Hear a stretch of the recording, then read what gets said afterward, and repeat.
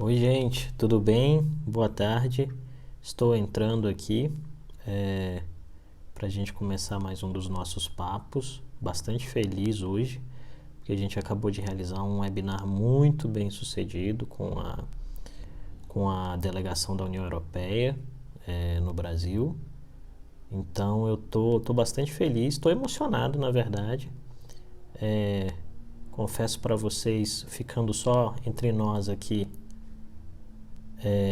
que eu dei uma chorada, né? Porque é bom chorar. Então, se vocês não contarem para ninguém, eu não conto, né? Quando a gente está feliz e emocionado, acho que é bom chorar, né? Então, dei uma suave lacrimejada, suave nada, chorei pra caramba, né? E isso me faz bem, tô em paz. Uau, todo mundo chora, não é verdade? Eu também. Eu sou chorão, gente. Então, isso acontece.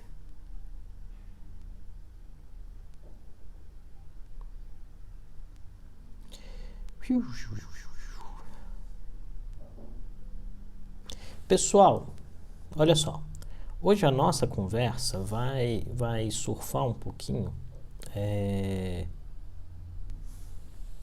Vai surfar um pouquinho nessa temática aqui, tá? Que é a gente falar um pouquinho dessa militância, né?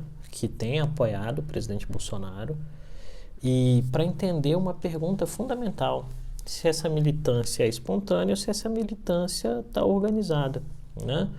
Porque um ponto fundamental aí da nossa reflexão é a gente tentar entender como esse fenômeno tem acontecido, o que ele tem levado, né? Quais são os impactos desse fenômeno na conjuntura política.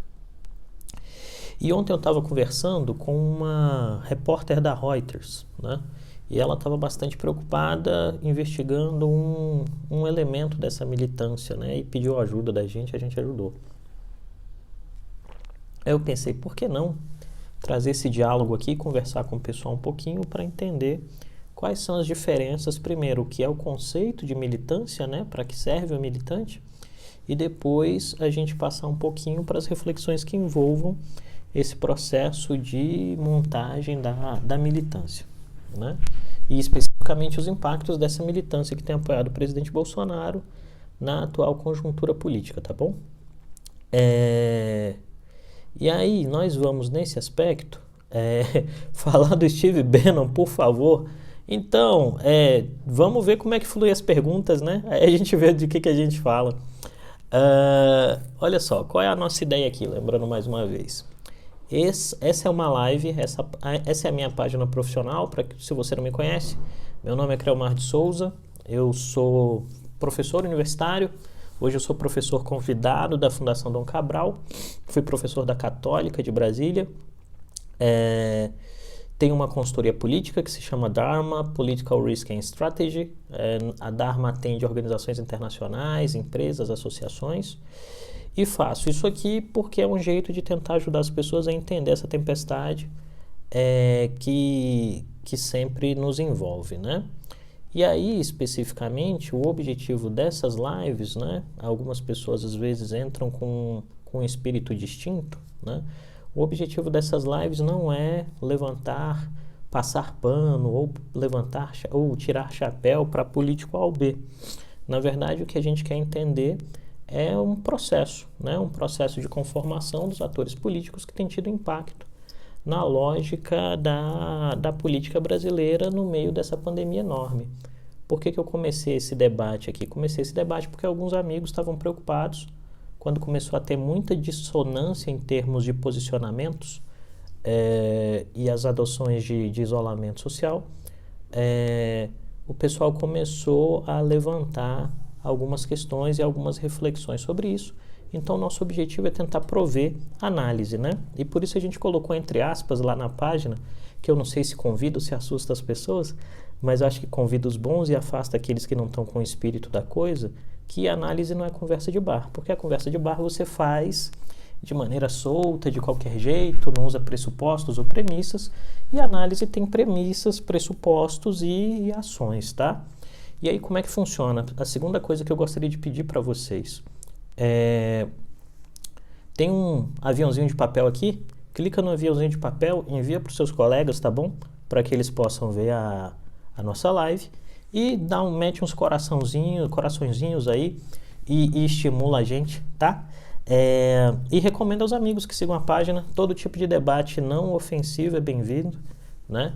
Todo tipo de diálogo respeitoso é bem-vindo e todo tipo de fala desrespeitosa é ignorada ou bloqueada, tá?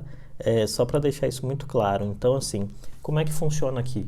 Eu faço uma exposição inicial, uns 10, 15 minutos, às vezes 20, quando eu estou muito empolgado, né? Ou quando tem alguma pessoa tá aí na live que eu acho muito, muito inteligente, tipo minha irmã, tipo a Suelma, que está por aí também, e aí a gente vai e constrói essa fala inicial. Depois disso eu abro para perguntas, eu peço para que vocês coloquem as perguntas na ferramenta de perguntas do Instagram, porque é o melhor jeito, porque às vezes vocês vão escrevendo os comentários e eu não consigo acompanhar, porque vão surgindo muitas coisas, e aqui na ferramenta de pergunta eu consigo entender vocês e não atropelo ninguém, tá bom? A ideia aqui não tem essa live, gente, não tem nada disso que você ouve lá fora de eu quero lacrar, eu quero jantar, não tem nada disso, tá? A ideia é fazer um diálogo civilizado, muito respeitoso com todas as pessoas e tentar entender o que está acontecendo a partir dos meus pressupostos, tá? Eu tenho escolhas intelectuais e o meu exercício é de tentar fazer o máximo de impessoalidade possível. A impessoalidade é possível em termos máximos, e aí eu vou parafrasear um grande amigo que é o historiador Günther Miros, que está aqui assistindo a gente, que ele diz: a nossa obrigação é tentar alcançar a impessoalidade, né? Então o meu esforço é para alcançar a impessoalidade. Isso pode não ser visto como impessoal por você, tá? E eu respeito. Você me respeitando, eu te respeito, não bloqueio ninguém, não acontece nada e tá tudo bem. Beleza? Então vamos lá. A primeira coisa, por que a gente está falando de militância? O primeiro elemento que vocês têm que entender aí, ou que eu quero tentar explicar para vocês, é que militância existe quando existe política, né? As militâncias existem e as militâncias têm a função de serem uma espécie de tropa de choque, um convertor, um prosélito, né, daquele que é o político que eles querem levar adiante, do político que eles levam a bandeira. Por que eu estou dizendo isso? Porque quando a gente está falando de democracia e de competição eleitoral democrática, especificamente nós temos como desafio o fato de que todo candidato precisa de militantes. Isso quer dizer, um candidato que não tem militantes é um candidato que não ganha eleições, né? Porque você precisa de alguém que, vamos fazer uma analogia com religião aqui, né? Você precisa de alguém que te ajude a converter pessoas ao seu ponto de vista. Esse é o ponto específico. Você precisa que alguém que não é você, alguém que às vezes você nem conhece, alguém que te admira, compre o seu ponto de vista e venda esse ponto de vista para as pessoas. Isso quer dizer, alguém que voluntariamente ou não voluntariamente, a gente vai chegar nisso em algum momento, compre esse ponto de vista e panflete por você. E especificamente em termos históricos, na lógica da política brasileira, um fenômeno muito comum nas épocas de eleições eram as pessoas primeiro trajando camisetas, carregando bandeiras, distribuindo santinhos, panfletos, para que a gente possa, a partir daí, fazer uma campanha eleitoral. Qual é o ponto que começa a mudar de alguns anos para cá, em específico no panorama político brasileiro, né? O fato de que dois elementos vêm à tona. O primeiro né, que depois de um grande período de desarticulação, sobretudo a partir de 2013, a direita brasileira começa a fazer militância. E aí alguém vai perguntar nesse exato momento: poxa, Kramar, mas por que a direita não fazia militância? Eu tenho uma hipótese, tá? A minha hipótese é que ao final do regime militar, né, com a redemocratização, grupamentos e indivíduos conservadores ficaram em uma posição de desvantagem dentro do debate político, Porque toda vez que alguém ia dizer que era conservador, as feridas do regime militar eram muito abertas no inconsciente coletivo e as pessoas apontavam dele e diziam: você é um autoritário. Então, a direita se desarticulou. E aí nós tivemos, querendo ou não, por mais que algumas narrativas queiram dizer o contrário, nós temos, querendo ou não, uma sucessão de governos que estão ali entre o centro e a centro-esquerda, né? Em termos de métrica mesmo, tá?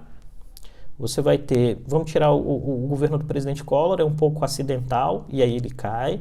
Vem Itamar Franco, que começa a fazer uma série de reformas, né, e medidas para tentar dar estabilidade econômica, e o foco desse primeiro arco da nova república, eu nem estou levando em consideração o governo Sarney, porque é um governo bem complexo, bem disfuncional, uma transição muito difícil, né? E a agenda do Sarney era entregar um país democrático, ele consegue. Elege-se o Collor não consegue levar adiante sua agenda, a agenda do governo Itamar Franco é iniciar um processo de estabilização econômica. Vem o Fernando Henrique Cardoso e a agenda é estabilização econômica, acerto da máquina pública e daí por diante nós vamos em frente. Feito isto, nós temos um governo Lula que, teoricamente, eu estou falando de discursos narrativos, tá? Eu não estou falando da lógica operacional de políticas públicas porque o tema é militância. O governo Lula tem a narrativa de que, uma vez alcançada a estabilidade econômica, a gente tem que avançar em termos de ganhos sociais para aqueles que são desprovidos de ganhos sociais ou de apoios sociais, né? E isso é feito. Em algum momento, essa lógica da democracia de 88 começa a ter desgaste. Eu estou falando democracia de 88 por causa da Constituição, tá? Ela começa a ter desgaste, esse desgaste vem sobretudo no segundo governo Dilma, a partir do fato... Talvez o fato desencadeador seja a ação do Aécio Neves dizendo que a eleição não foi legítima, que teve fraude, que ele ganhou a eleição. Isso dá uma porrada no governo Dilma em termos de legitimidade e gera um estopim para a construção de um tipo de militância que o Aécio, no primeiro momento, achava que estaria sob controle dele, né? Mas que, obviamente, não estará porque ele tem as suas dificuldades de dialogar com esse grupo político. O que acontece? E aí é importante entender, né, que durante esse período em que o embate político era PT contra PSDB, o PT tentava dizer que o PSDB era um partido de direita, né, e, em algum sentido, aquele eleitor que era tradicionalmente conservador, por não achar uma expressão conservadora dentro do espectro político, votava no PSDB porque era o anti-PT. O que as eleições de 2018 mostram? Que o PSDB não era de direita, né? Talvez seja em algum momento, naquele momento não era, com o Geraldo Alckmin, e esse eleitor de direita migra para uma terceira candidatura, que é a candidatura do Jair Bolsonaro, né? E aí vem, onde se encaixa tudo isso em militância? O que eu estou querendo dizer? Que a gente passa por um processo histórico de médio prazo, de 88 até 2018, em que essa militância conservadora vai se refazendo, né? E esse refazimento da militância conservadora vai se colocando em que sentido? Vai se colocando no sentido de que, primeiro, não se tem mais vergonha de dizer que é conservador político, mesmo porque tem um elemento muito importante, né? À medida que as esquerdas constroem um discurso de motivação, um discurso que é muito baseado na ideia de um primário de superioridade moral, e esse primário de superioridade moral é destruído pelas operações, pelos erros desse pessoal, que vai resultar na Operação Lava Jato, Mensalão, por aí vai, não nessa ordem cronológica. O militante conservador diz, eu tenho uma pauta. E aqui é o ponto, né? Ele tem a pauta e a pauta é anticorrupção. E aí nós temos um primeiro fenômeno. O primeiro fenômeno é, esse militante conservador não encontra um partido. Vamos lembrar que o presidente Bolsonaro, por exemplo, é eleito por um partido que é inexpressivo. Antes do Bolsonaro, o PSL tinha 8 deputados, depois do Bolsonaro, o PSL é eleito com 53 deputados. Né? 53, isso mesmo, 53. Se eu estiver errado, alguém me corrige aí, não tem um problema.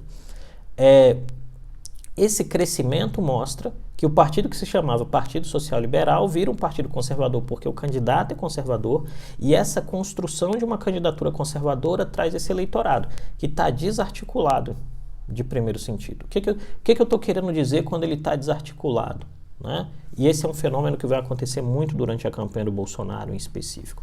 A campanha de Jair Bolsonaro é um fenômeno de mídias sociais. Isso quer dizer, o presidente Bolsonaro, sem nenhum dos pré-requisitos que até 2018 levariam a uma vitória eleitoral, isso quer dizer, ele não tem tempo de TV, ele não tem fundo partidário, ele não tem militância organizada profissional na rua, né? Porque as eleições no Brasil se tornaram muito caras até 2018. Nessa curva que vai até 2018, são eleições caríssimas e que você tem um exército de marketing, de horário eleitoral, de uma série de funções. Ele não tem esse exército, porque a estrutura política dele não tem esse exército, né? Vamos dizer, era uma coalizão de dois partidos, era o PSL e o partido do vice-presidente Hamilton Mourão, que, se eu não me engano, é o PRTB, e eu não me lembro agora, né? Estes dois partidos conseguem ganhar a eleição. Conseguem ganhar a eleição por quê? Porque eles conseguem entender o espírito do tempo. O que é o espírito do tempo, né, em termos eleitorais? É exatamente aquilo que a maior parte do eleitorado queria entender a partir de uma lógica de neurolinguística que envolve aquilo que todo ser humano busca, né? Segurança, conforto, né, e estabilidade. Esses três elementos estão presentes na fala do presidente Jair Bolsonaro durante a campanha, em que ele está provendo conforto, segurança e estabilidade a respostas que indivíduos têm, ou que respostas às perguntas que os indivíduos têm na lógica política cotidiana. Isso significa dizer o quê? O que mais assusta os indivíduos em termos de futuro? A incerteza, né? Ou a certeza daquilo que você não quer, né? Essa lógica de incerteza fez com que Bolsonaro conseguisse construir um discurso que levasse a uma certeza positiva, que era um país menos corrupto, um país mais aberto economicamente, um país mais seguro, né? E as pessoas votam nele. E a gente pode dizer, como resposta a essa primeira pergunta, que Bolsonaro, nas eleições de 2018, tinha uma militância robusta e organizada, como, por exemplo, o Partido dos Trabalhadores ou algum outro grupamento político no Brasil? Não, eles não possuíam, né? O que se possuía era um exército de militância em ambiente virtual, que não são eles que inventam isso em termos de política brasileira. Isso é feito anteriormente no governo Dilma Rousseff com a tentativa dos blogueiros, né, que o governo contrata para tentar gerar informação e tal. E essas lições vêm de onde? Aí a gente vai para o contexto internacional. Essas lições vêm de duas campanhas eleitorais. O fenômeno que é a campanha do Obama, né, que é a primeira grande campanha democrática em uma democracia de larga escala que usa massivamente informática, e depois a eleição do Donald Trump, que não só usa os avanços feitos pela campanha do Obama, mas usa avanços resultantes, por exemplo, do processo da Cambridge Analytica no Brexit. E isso significa dizer o quê? Você, em ambiente virtual, constrói um exército de gente para levar adiante a sua pauta. E como isso se reflete na lógica da militância concreta, né, das pessoas que começam a comprar a ideia? É que as pessoas precisam ser alimentadas em termos de informações para terem a sua base, a sua postura, a sua base de avanço eleitoral. E à medida que as pessoas vão sendo alimentadas por esse processo, elas vão se tornando mais ou menos militantes. E o que a gente tem observado no correr do tempo, em termos da militância que dá apoio e suporte ao presidente Bolsonaro, é que, ao mesmo tempo, e aqui eu vou me amparar em duas pesquisas, a pesquisa da Quest e a pesquisa da XP, divulgada ontem, tá? Ao mesmo tempo em que a base de apoio está começando a mudar, e a gente tem falado isso em algumas lives, né? O presidente está percebendo que vai perder um pedaço da classe média, está tentando ir nos mais pobres. Esse grupamento que fica vai se tornando mais organizado, tá? Então, o que acontece? Vamos deixar uma coisa clara aqui para depois as pessoas não interpretarem isso errado. A militância não nasce com Jair Bolsonaro. A militância é um fenômeno de longo prazo dentro da política, né? E a militância de direita é um fenômeno novo que Jair Bolsonaro é o beneficiário, porque ele foi o primeiro candidato a construir na história da nova democracia, da nova República Brasileira, uma percepção de que era possível ser um candidato conservador e competitivo, tá? O que nós estamos observando nesse exato momento, no meio da pandemia, é que essa militância está tentando ir para um novo patamar, pela seguinte percepção: pela percepção de que, para ter posse dos recursos de poder, eu tenho que ter uma lógica organizacional por trás de mim.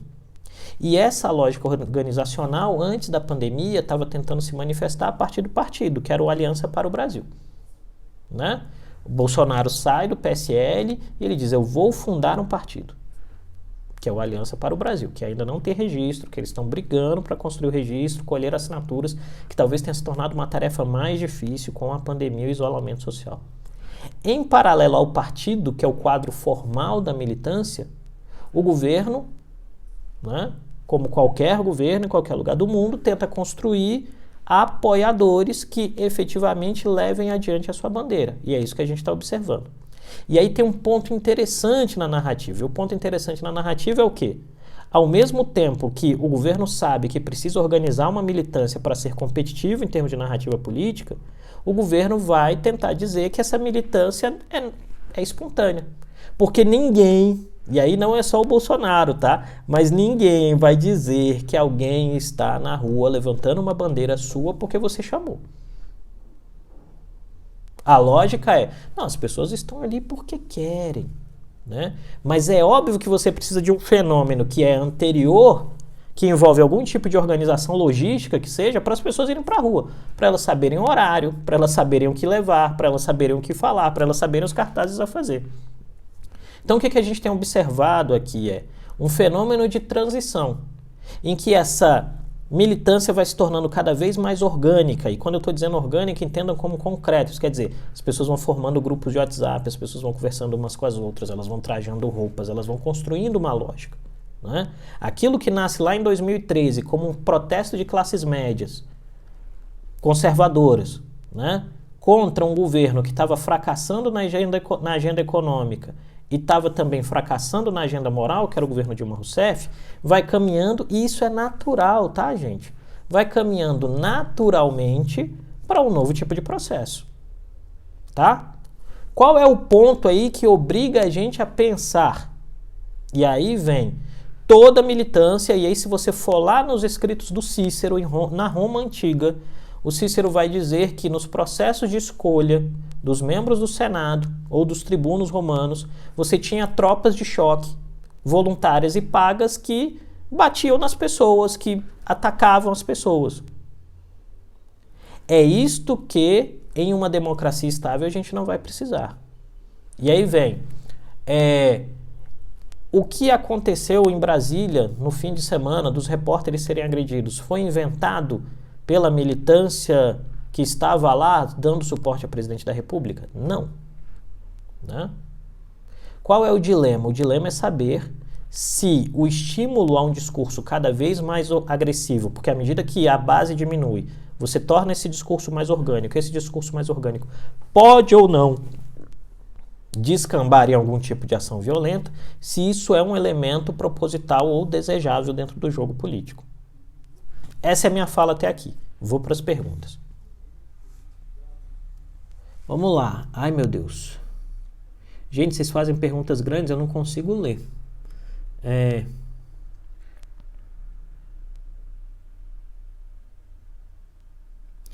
Entre robôs, trollers, fake news, intencional, algoritmos, redes comunicacionais por WhatsApp, Telegram, onde se localiza eu acho que é onde se localiza o militante tradicional, né, Suelma? Não é essa a pergunta? Essa pergunta é excelente, vou começar por ela de propósito. Qual é o grande dilema? O que as redes sociais alteram em termos de construção da militância, gente? Elas turbinam a capacidade de informação e de conversão. Que significa dizer o quê? À medida que eu tenho massivamente uma enxurrada de informações, eu consigo fazer com que você que tem simpatia a mim se torne cada vez mais convicto, porque eu isolo você de outros tipos de informação. É dizer, por exemplo, né? Eu sou Flamengo. Eu não sigo as redes sociais do Vasco. Ao não seguir as redes sociais do Vasco, eu só leio o que é Flamengo.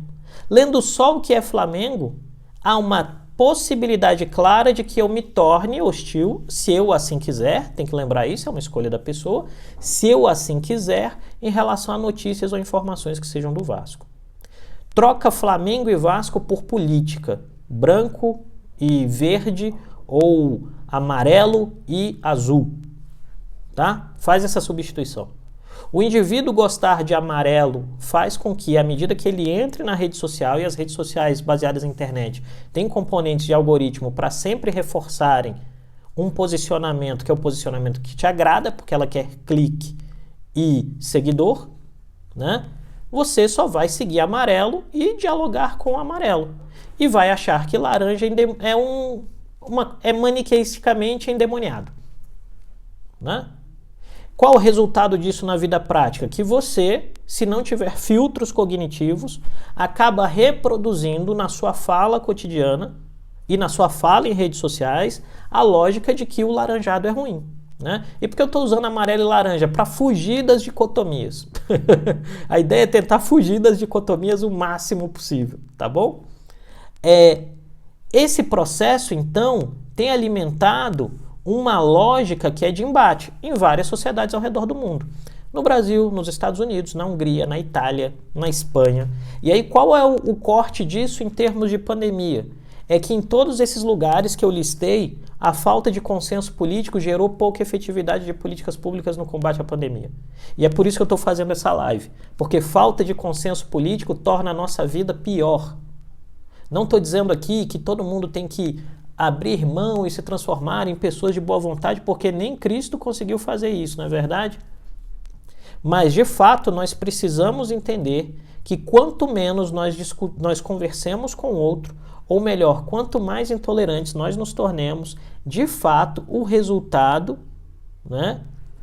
Você se torna um construtor de rótulos e não consegue atravessar a rua. Você tem que atravessar a rua do diálogo. Por quê? Quem ganha quando você não atravessa a rua do diálogo? O político que efetivamente quer que você assuma um posicionamento assim, né? Então, acho que esse é o ponto, tá, Suelma? Vamos lá na segunda. Relação da militância de Bolsonaro com dogmas cristãos. Os próprios dogmas fazem a militância se organizar? Então, os dogmas podem fazer a militância se organizar, Tanan, numa seguinte lógica, que é um elemento de propósito. As militâncias têm uma cola, né? Então, eu vou te dizer o seguinte, eu vou usar o exemplo do Vasco porque você é Vasco. Eu sou Flamengo, você é Vasco, a gente conversa. Mas na hora de assistir o jogo, você não vai assistir o jogo do Flamengo comigo, você vai assistir o jogo do Vasco. Né? E qual é a cola que faz você e seus amigos que são Vasco assistirem ao jogo? O hino do Vasco, a camiseta do Vasco, a bandeira do Vasco, os jogadores do Vasco, São Januário. Né? Então, o que acontece? Qual é o grande fenômeno que a gente observa na construção da democracia brasileira e na conformação de uma militância de direita? Tá? E lembrando, militar não é ruim, só não é o meu exercício. Tá? Mas assim, militar não é ruim, militar é bom, faz parte do jogo democrático. Tá? Não pode bater no coleguinha, como diria Tim Maia, não pode aloprar com o coleguinha. Não aloprando com o coleguinha tá bom. Né? Qual é a cola de uma militância progressista? Vamos aqui dar exemplos. Vamos pegar exemplos históricos. A cola de uma militância progressista no século XIX era o sufrágio universal. Isso quer dizer, todo mundo poder votar. Se você fizesse um recorte disso, a cola de uma militância progressista era que as mulheres votassem. Né? E aí a gente vai lá Vamos lá numa reflexão conservadora. Qual é a lógica dos conservadores, né? O que o Burke traz como uma lógica conservadora? É a ideia de manter aquilo que você acha que deve ser um pilar da sociedade. Conservadores políticos querem manter pilares que eles acham que são importantíssimos para que a sociedade continue existindo de forma civilizada. Então, quando o candidato, especificamente o Bolsonaro, faz referência aos dogmas cristãos, faz referência às simbologias cristãs, ele espera que as pessoas que compram essas simbologias virem militantes dele. E isso é uma cola de agregação. Entende? Esse é um elemento. E aí ela vai se somando com outras coisas, tá? Vamos passar aqui. Próxima. Ô, dedinha, vai. Vamos aqui. Como quebrar a lógica maniqueísta em um ambiente polarizado? Eu creio que é fazer um exercício no sentido contrário dos algoritmos, tá? Vou aproveitar a pergunta da Suelma. O que acontece? As redes sociais, por exemplo, todos nós usamos muitas redes sociais, Facebook, eu tenho mais de 40, então eu uso Facebook, né? Sou velho. Twitter, Instagram, TikTok, Snapchat, sei lá, né? As redes que você quiser.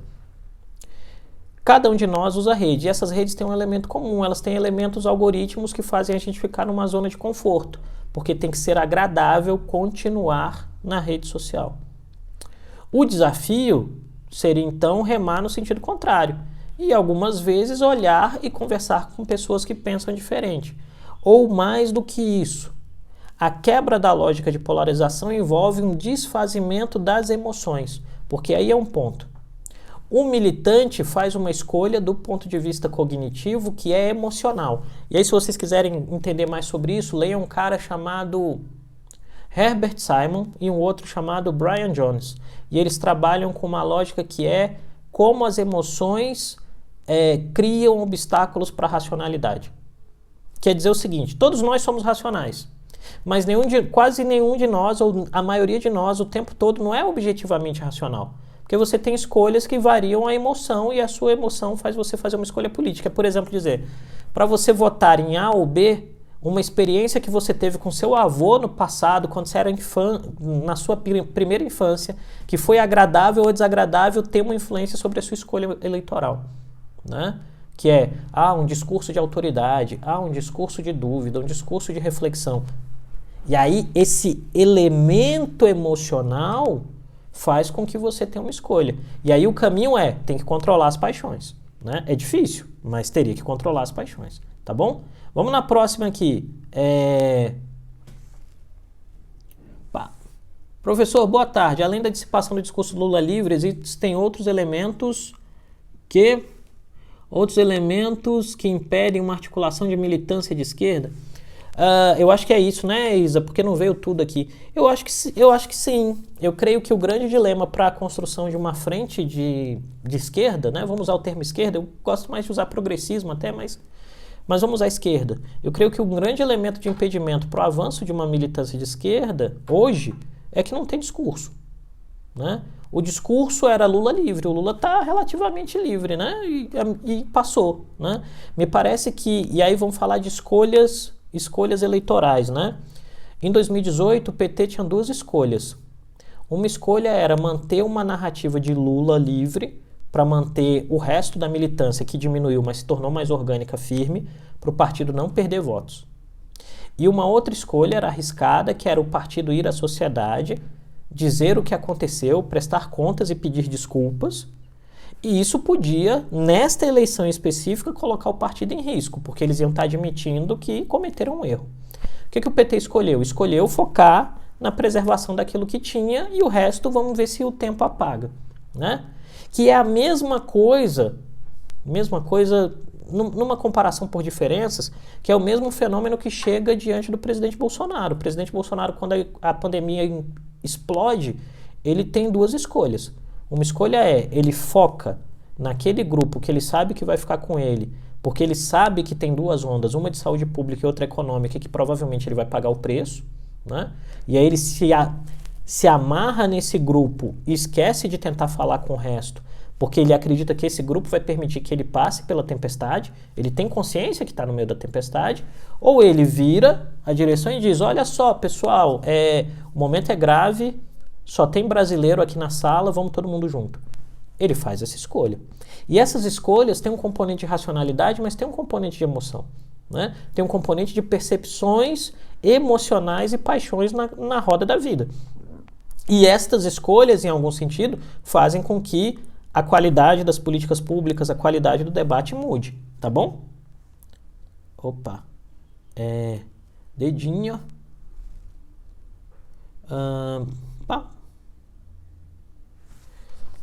Quais os parâmetros para dizer que governos são de esquerda, centro ou direita e os extremos? Essa pergunta é excelente, Rafael. Excelente mesmo. Eu creio que os parâmetros, do meu ponto de vista, tá? Isso é muito pessoal, a literatura vai ter variantes.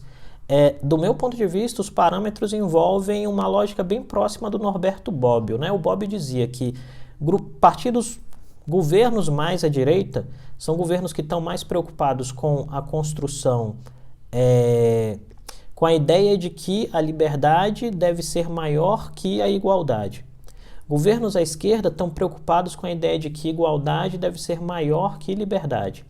Esses dois processos fazem com que, em algum sentido, o centro, né, desse embate, no centro desse embate político, você tem agrupamentos que vão oscilar, que vão tentar ser, por exemplo, mais livres do ponto de vista econômico, mais iguais do ponto de vista político, né? Que é um dilema da democracia representativa. O que a gente tem na democracia representativa de grande qualidade hoje ao redor do mundo? Você tem que todo mundo é politicamente igual, mas é economicamente livre. E aí eu estou pegando Noruega, Dinamarca, Finlândia, Suécia, né? A galera que, na minha percepção de métrica democrática, está fazendo o melhor trabalho no mundo, tá? Os extremos disso é você levar do ponto de vista político ou do ponto de vista econômico para uma lógica que é, por exemplo, vamos pegar a economia, um exemplo que é um comentário bobo, né? Sobre liberais, por exemplo. O liberal quer um Estado mínimo. Gente, talvez só no Adam Smith, né? Aquilo que é a literatura liberal, tirando essas coisas que as pessoas leem por aí que não tem nenhum tipo de validade, liberais querem um ambiente de não restrição política e o Estado necessário, né? Ou então você dizer que um social-democrata é um comunista. Sociais-democratas não são comunistas, né? Assim, tem coisas bem amplas. Eu não gosto também, Rafael, dessa ideia de que você tem os parâmetros políticos dentro de uma reta. Eu acho que eles estão dentro de uma circularidade e os extremos se tocam. O que eu estou querendo dizer? Tanto conservadores quanto não conservadores do ponto de vista político se tocam nas extremidades porque eles preferem a vitória ao segmento da regra do jogo. Enquanto que o pessoal que é mais moderado sabe que tem uma regra do jogo e que ele pode ganhar ou perder se ele tiver competência do ponto de vista eleitoral, tá? Espero ter respondido, caso não, você me fala. Gente, eu estou perdendo alguns comentários aí que a rapaziada está falando, eu peço desculpas, é porque eu fico focado nas perguntas, tá? Tá, vamos lá. Qual o papel dos evangélicos nesta militância? O seu papel na construção da retórica? Eu não sei se é um papel dos evangélicos, né? Eu acho que é um papel de algumas lideranças evangélicas. E que talvez sejam algumas lideranças cristãs em termos gerais, né? É a ideia de você construir um processo em que você faça uma parametrização entre o político e o teológico. Entende o que eu quero dizer? Você pode dizer que candidato A é bom porque ele representa os seus valores e candidato B é ruim porque ele não representa os seus valores. Quando você troca de política para religião, A vai para o céu e B não vai para o céu.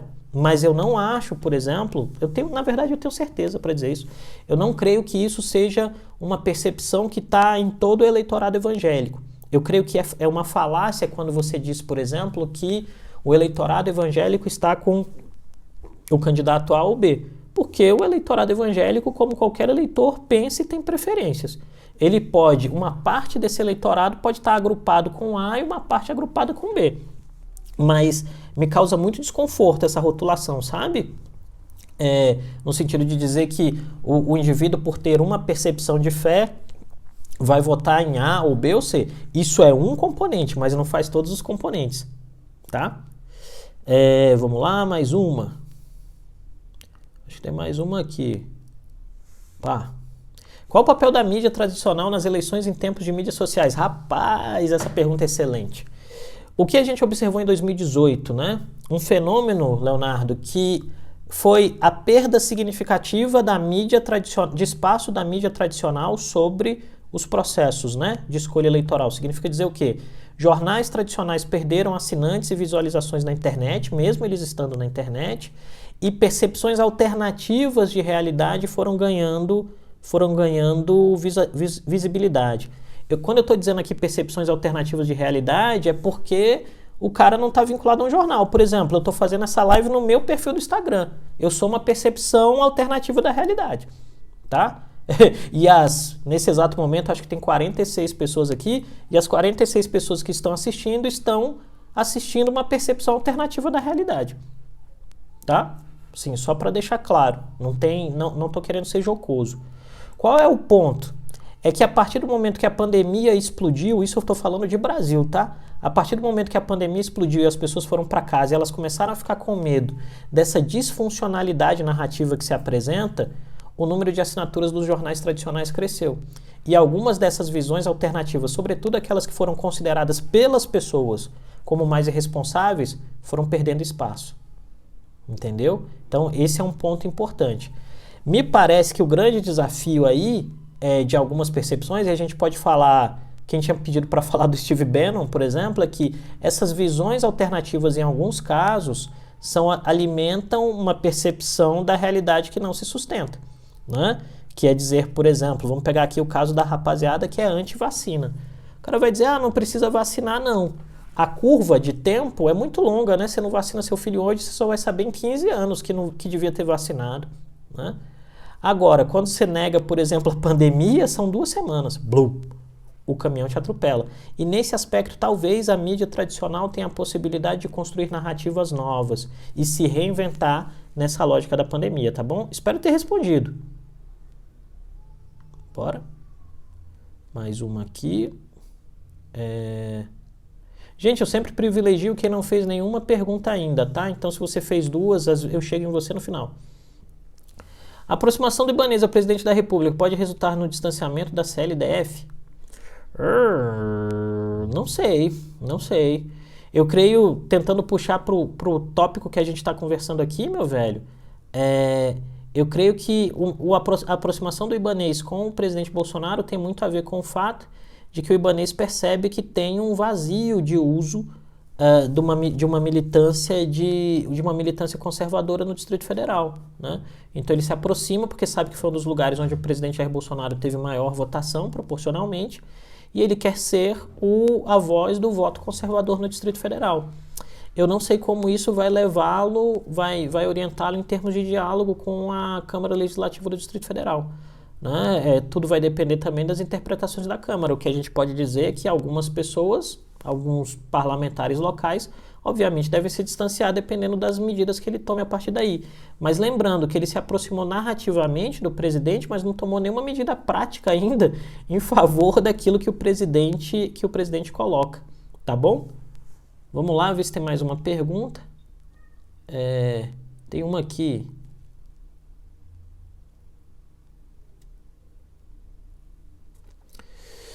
Existem conexões entre a militância do Trump com a do Bolsonaro? Você acompanhou o primeiro CPEC Brasil? Meu velho, a pergunta é excelente. Eu creio que há conexões sim, assim como há conexões entre as militâncias que estão do lado oposto, né, do espectro político. Eu creio que a reinvenção dessa militância de direita no Brasil passou muito também por beber na fonte da militância de esquerda, da militância de direita nos Estados Unidos, né? Tô falando de direita e esquerda porque fica mais fácil para a rapaziada entender. O pessoal copiou modelos, tentou entender modelos e tenta reproduzir lógicas. Algumas dessas bandeiras, inclusive, são bandeiras trazidas de lá, como, por exemplo, a ideia do porte, da posse de arma, né, irrestrita. Isso vem dos movimentos conservadores americanos. Eu acho que algumas vezes, e posso fazer essa crítica também aos movimentos que estão do outro lado do espectro político, eu acho que algumas vezes esse processo de intercâmbio tira um pouco da reflexão do que envolve o seu cotidiano específico, tá? Por exemplo, vou falar de algo que envolve a mim. Eu não uso a terminologia negro para me identificar, eu sou preto. Porque eu acho que a terminologia preto tem a ver com o histórico de luta contra o racismo dentro do Brasil, né? Eu creio que a expressão negro tem outros componentes, mas enfim, é uma visão muito particular da coisa, tá? Mas obviamente tem uma vinculação, sim, e uma tentativa de dar substância, porque esse é um desafio, tá? Quando você está falando de militância, a militância tem que ser alimentada intelectualmente. E para você alimentar essa militância intelectualmente, você tem que construir algum tipo de substrato.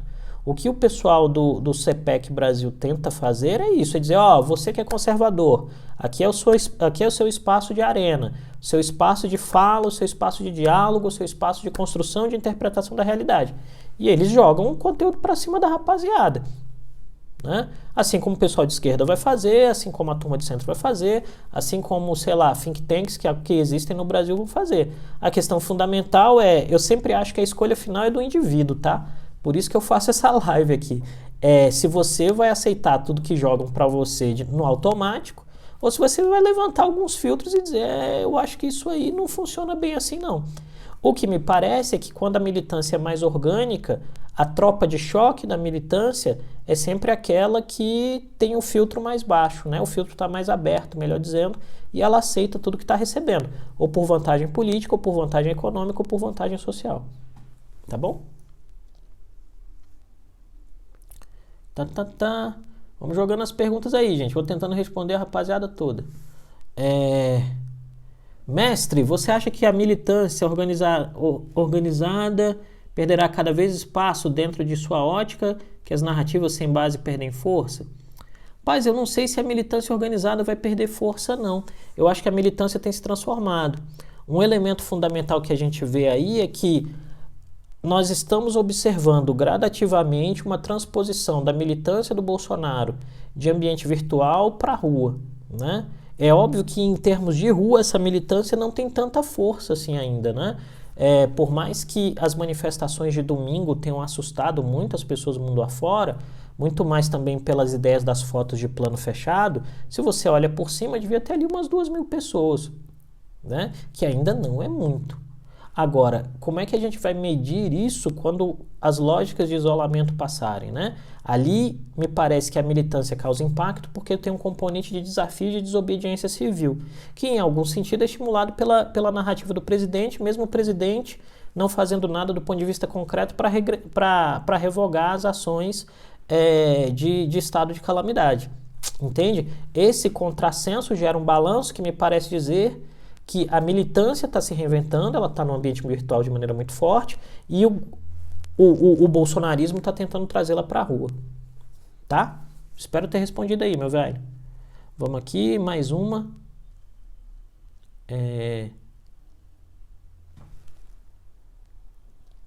Aqui acho que a pergunta é: quem ocupará o espaço deixado pelo Bolsonaro junto aos eleitores que eram seus antigos apoiadores?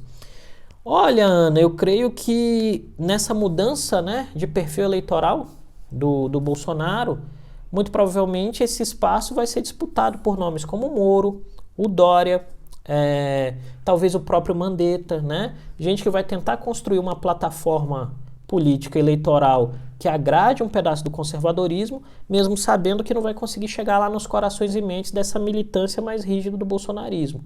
E o bolsonarismo, de outro lado, como perde o componente de sustentabilidade moral com a saída do Moro, vai tentar se amparar nos grandes grupos que são fruto da assistência social do Estado brasileiro, uma vez que eles são governo, para tentar gerar essa identificação. Tá bom? E aí, esse é um ponto importante. Um desdobramento dessa lógica do governo receber votos das pessoas que recebem assistência social é sempre tentar dizer que aquele que é fruto da assistência tá sendo vítima de cabresto eleitoral. Mas, de fato, o cara vai votar em quem ele vê que chega o benefício. Esse é o desafio.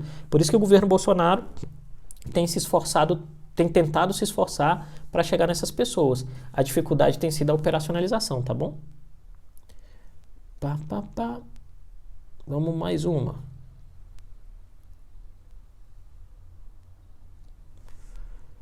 Cara, eu não sei se o Partido Novo vai assumir esse vácuo do Bolsonaro e do PSDB, não.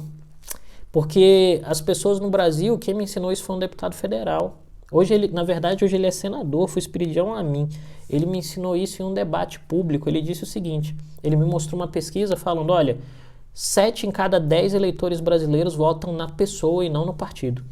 E a ideia do Novo de se tornar em longo prazo uma opção que é partidária e não individual de escolha política, não sei se eles conseguem assumir esse espaço, não.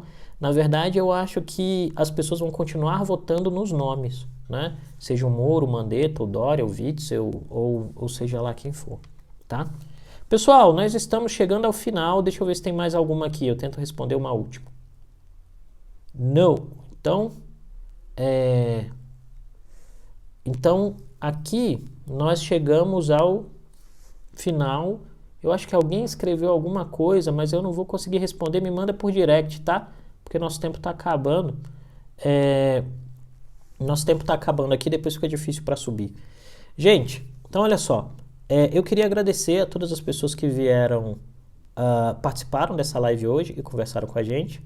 Eu creio que foi um diálogo muito esclarecedor para mim, pelo menos. Eu peço para que vocês continuem seguindo, para que vocês sigam essa página no Instagram, para que vocês me sigam no Twitter. Gente, tem um canal no YouTube, onde a gente coloca todas as lives, tá? Obrigado aí, Fê Porto Lima, Obrigado, Marica. Nossa, obrigado. Os elogios são muito legais. Obrigado também, Ana. Todo mundo que está elogiando. Lidiane, acho que eu deixei passar um comentário seu, Lidiane. Perdão. Lígia, obrigado por estar aqui. Quero agradecer muito as pessoas que estão aqui. Por favor, sigam essa página no Instagram. Compartilhem para os seus amigos. Compartilhem as nossas lives. Sigam o nosso canal no YouTube. Sigam a minha consultoria em todas as redes, Dharma Politics. A gente quer isto, né? Quer vocês lá também. E a gente volta a conversar amanhã, ao meio-dia. No mais, lavem as mãos, cuidem dos seus, cuidem dos idosos. E fiquem sempre cientes de que ao meio-dia a gente faz esse diálogo para fazer o melhor possível.